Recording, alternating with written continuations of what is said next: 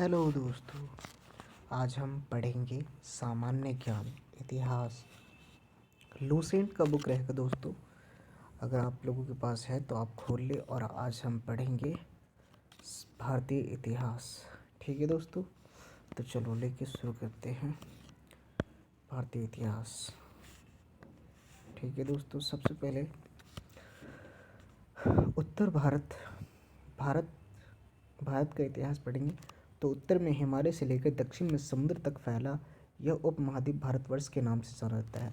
उत्तर में हिमालय से लेकर दक्षिण में समुद्र तक फैला हुआ है। देख रहे हो दोस्तों, समुद्र फैला हुआ उपमहाद्वीप भारतवर्ष के नाम से जाना जाता है, जिसे महाकाव्य तथा पुराणों में भारतवर्ष अर्थात भारत का देश कहा जाता है, भरतों का देश।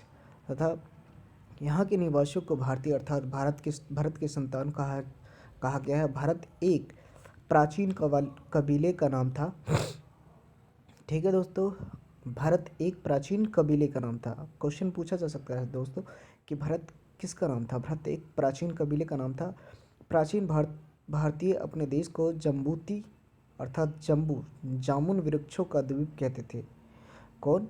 प्राचीन भारतीय अपने देश को जम्बू जम्बू द्वीप अर्थात जम्बू जामुन वृक्ष का द्वीप कहते थे। प्राचीन ईरानी इसे सिंधु नदी के नाम से जोड़ते थे, जिसे वे सिंधु न कहकर हिंदू कहते थे। उनकी जुबान ही कुछ ऐसी थी दोस्तों, जिन्हें शौक को हाँ निकलता था। यही नाम फिर पूरे पश्चिम में फैल गया और पूरे देश को इसी एक नदी के नाम से जाने लगा। यूनानी इसे इंदे और अरब इसे हिंद कहते थे। मध्यकाल में अरब इसे हिंद कहते थे, यूनानी इसे इंदे कहते थे। ठीक है ना।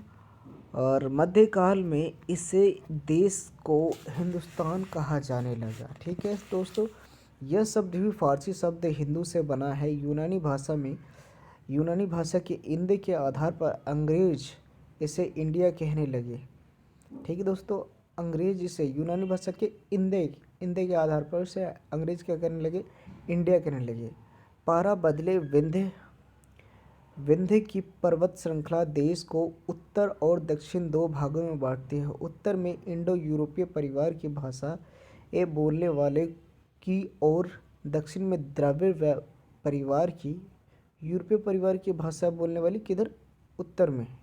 ठीक है, दक्षिण में द्रविड़ परिवार की भाषा बोलने वाले का बहुमत है। ठीक है ना। भारत की जनसंख्या का निर्माण जिन प्रमुख नस्लों के लोगों के मिश्रण से हुआ है वो इस प्रकार है। Proto Australoid.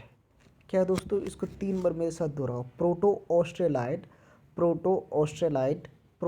ऑस्ट्रेलाइड। ठीक है, पहला हो गया। दूसरा है palaeo Mediterranean proto Australoid paleo Mediterranean. ठीक है, और दूसरा है काकेसाइड निग्रोइड मंगोलाइड। ठीक है, प्रोटो ऑस्ट्रेलाइड पैलियो मेडिटेरेनियन। ठीक है, proto Australoid paleo Mediterranean Caucasoid Negroid Mongoloid. कितने हो गए देख लो।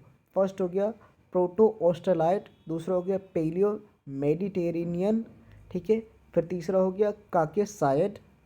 ठीक है, और फिर चौथा हो गया निग्रोइड और पांचवा हो गया मंगोलाइड।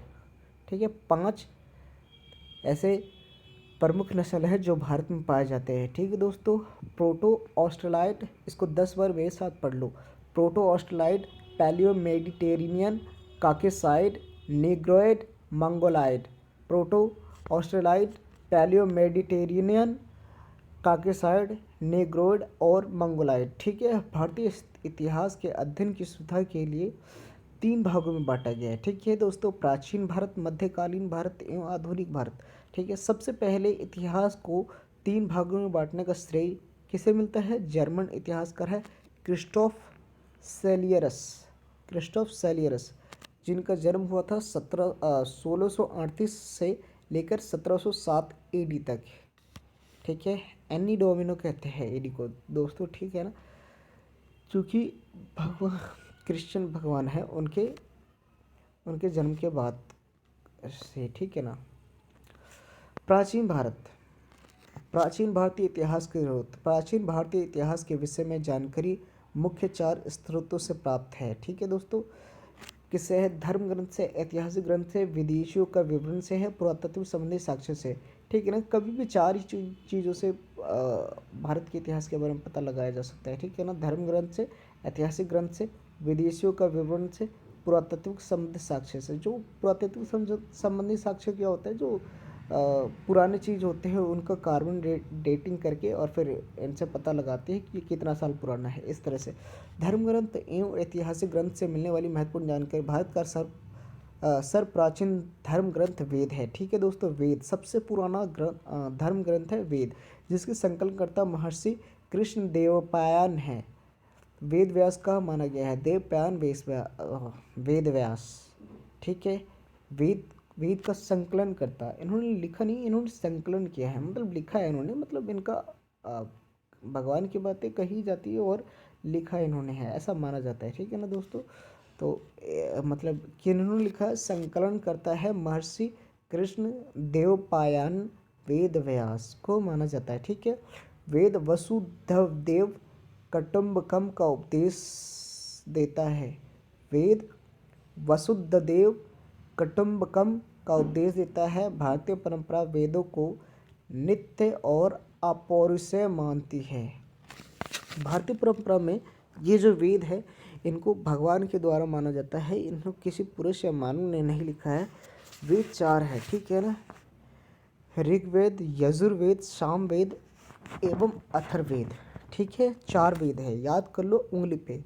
ऋग्वेद, यजुर्वेद, सामवेद, अथर्ववेद, ठीक है। इन 4 वेदों को संहिता कहा जाता है। इन 4 वेदों को क्या कहा जाता है? संहिता। ये क्वेश्चन पूछा जाता है दोस्तों, इन वेदों को क्या कहा जाता है? संहिता। फिर आता है ऋग्वेद, जैसे कि मैंने बताया 4 वेद होते हैं, उसमें से ऋग्वेद, यजुर्वेद, सामवेद, अथर्ववेद। तो ऋग्वेद के बारे में पढ़ेंगे। ऋचाओं के क्रमबद्ध ज्ञान के संग्रह को ऋग्वेद कहा जाता है। ऋचा जो लाइनें होती है उनकी जो संग्रह होता है उनको कहा जाता है ऋग्वेद, ठीक है। इनमें 10 मंडल होते हैं, 1028 सूतक होते हैं, मतलब 1028 वाल खिल्ले पाठ के 11 सूतकों सहित, ठीक है, एवं 10,462 ऋचाएँ हैं, मतलब लाइन है। इस वेद की ऋचाओं के पढ़ने वाले ऋषि को होत्र कहते हैं। होत्र किसे कहते हैं दोस्तों? ऋग्वेद के पढ़ने वाले को होत्र कहते हैं, ठीक है ना। इस वेद से आर्य की राजनीतिक प्रणाली, इतिहास एवं ईश्वर के महिमा के बारे में जानकारी मिलती है। विश्वामित्र द्वारा रचित ऋग्वेद के 3रे मंडल में सूर्य देवता सावित्री का समर्पित प्रसिद्ध गायत्री मंत्र है। ऋग्वेद की कौन से मंडल में है? 3रे मंडल में, ठीक है ना। ठीक है, क्या किसके बारे में है? विश्वामित्र द्वारा रचित ऋग्वेद के 3रे मंडल में सूर्य देवता सावित्री को समर्पित प्रसिद्ध गायत्री मंत्र है, ठीक है ना।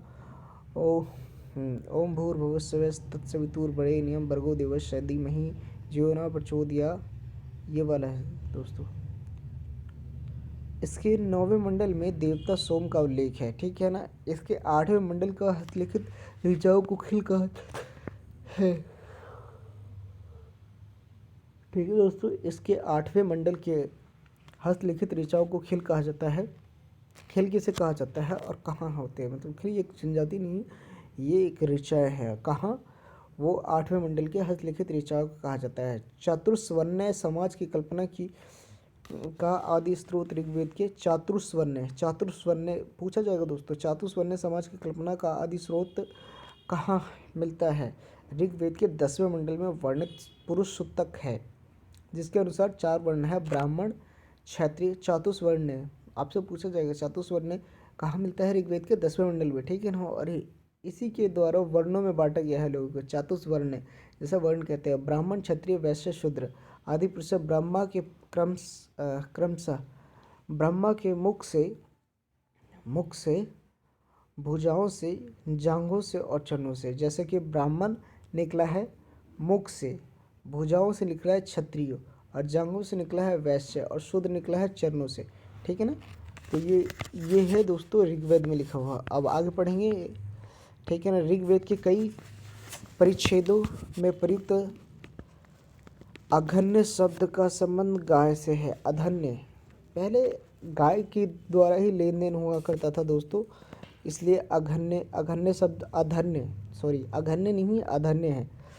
धन का यूज पहले गाय के तौर पे होता था ऋग काल में। ऋग्वैदिक काल में पूछा जाएगा आपसे, ऋग्वैदिक काल में गाय से व्यापार होता था। धर्मसूत्र 4 प्रमुख जातियों की स्थितियाँ व्यवसायी दायित्व, कर्तव्य तथा विशेषाधिकारों से स्पष्ट विभेद करता है। धर्मसूत्र 4 प्रमुख जातियों की स्थितियाँ व्यवसाय, दायित्व, कर्तव्य तथा विशेषाधिकारों में स्पष्ट विभेद करता है।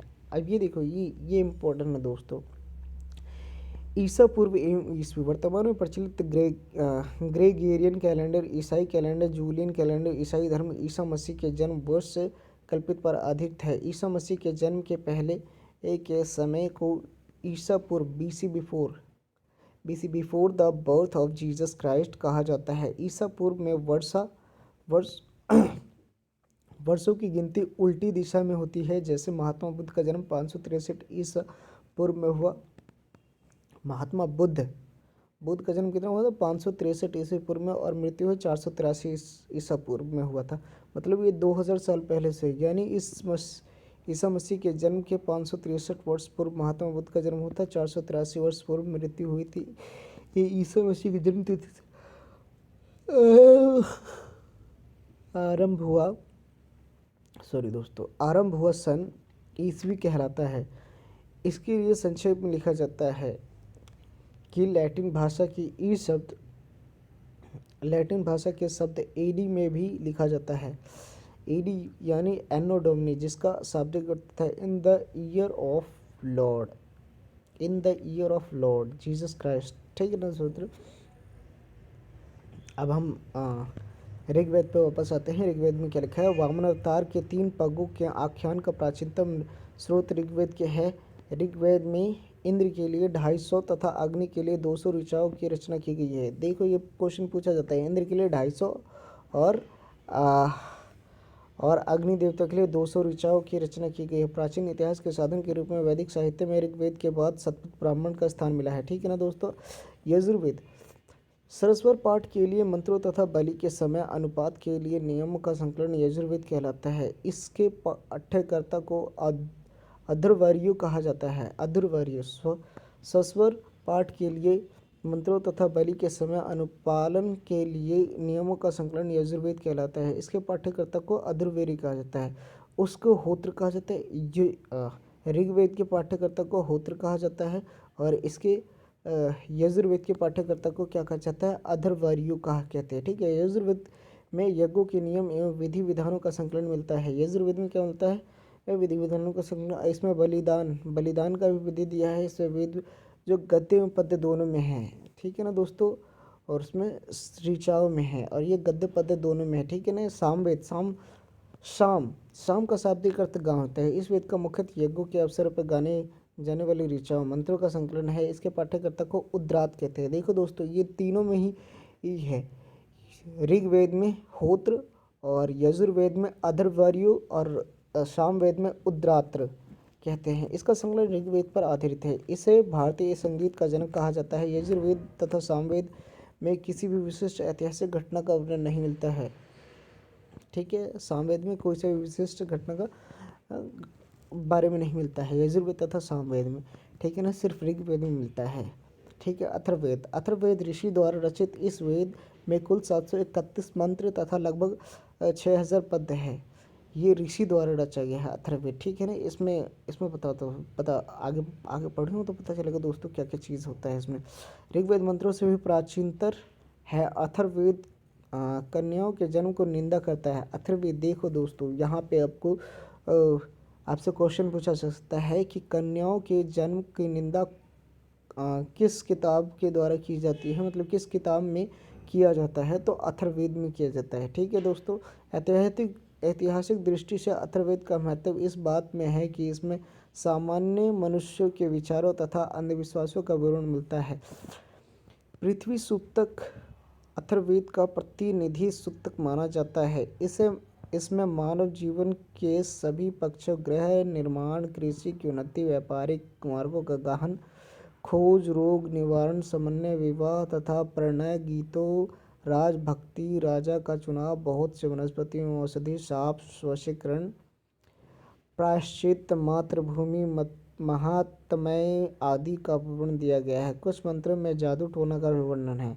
तो पूछा जाएगा जादू टोना किस में मिलता है, तो अथर्ववेद में मिलता है। कौन से वेद में? अथर्ववेद में, ठीक है ना।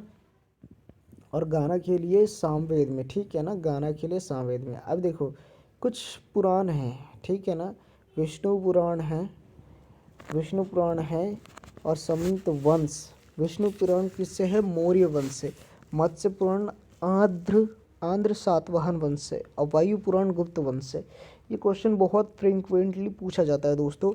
वायु पुराण गुप्त वंश में है, मत्स्य पुराण आंध्र सातवाहन वंश है, विष्णु पुराण मौर्य वंश है, ठीक है ना दोस्तों। तो अब हम अगले दिन पढ़ेंगे। आज के लिए इतना काफ़ी है। तो लाइक करो, कमेंट करो, सब्सक्राइब करो, शेयर करो, ठीक है दोस्तों। Bye. Best of luck for your exam.